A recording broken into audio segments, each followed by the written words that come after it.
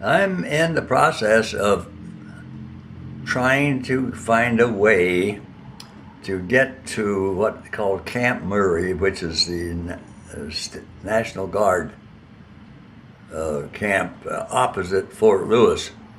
When we were driving back from somewhere south of here 30 or 40 years ago, I saw this old Sherman tank sitting out there, so a museum piece. I think it's part of a museum there at Camp Murray. And of course, 30 or 40 years ago, I was a lot younger, more active. But now I am 95. I don't get around much anymore. So I thought, well, maybe I'll go back and have my picture taken with that same tank using my walker to get around. I thought that might be of interest. But I got to find I got to have someone drive me down there, or I can't. It's hard to go on the bus because the bus will get me there, but there's a turnaround time of an hour and a half from the time I order a shuttle. Now that's okay, because a lot of times they're late in picking you up and they're early picking you up coming back, and the time at the destination not very long. So, but I want also I don't want to be dumped off very far from where I want to go because my legs are not that good. I'm going to take a buddy of mine. He was at the table, Lester. He was in World War II also, but in the Pacific. So anyway, we would.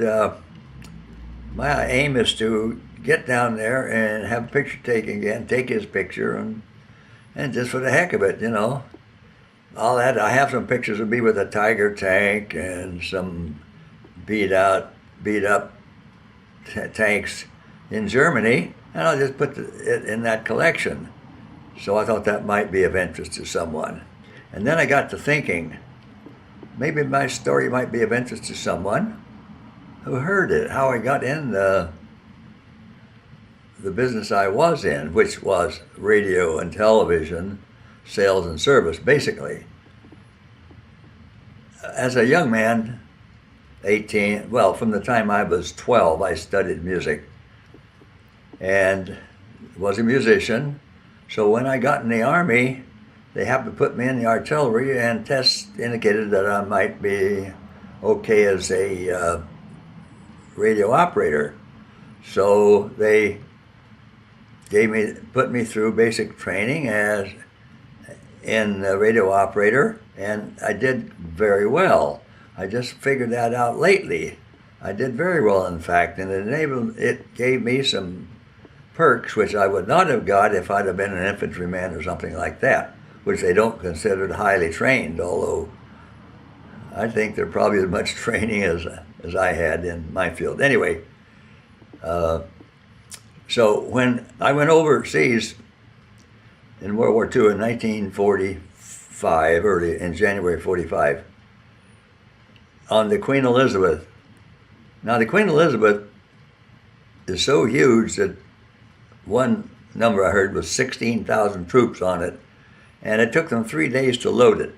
So they load these guys on the bottom and fill it up, and when they got to me, I got there at 1 o'clock in the morning, loaded on the ship, and at 6 o'clock the ship sailed. Well, I happened to be assigned to the promenade deck observation lounge, one of the bunks there, Any guy who's been on troop ship knows they're bunks, and they're 4 or 5 high. So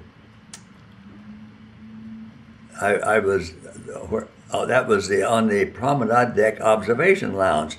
Well, there's only one better than that, and that's all the cabins and deck above that. That's the top deck.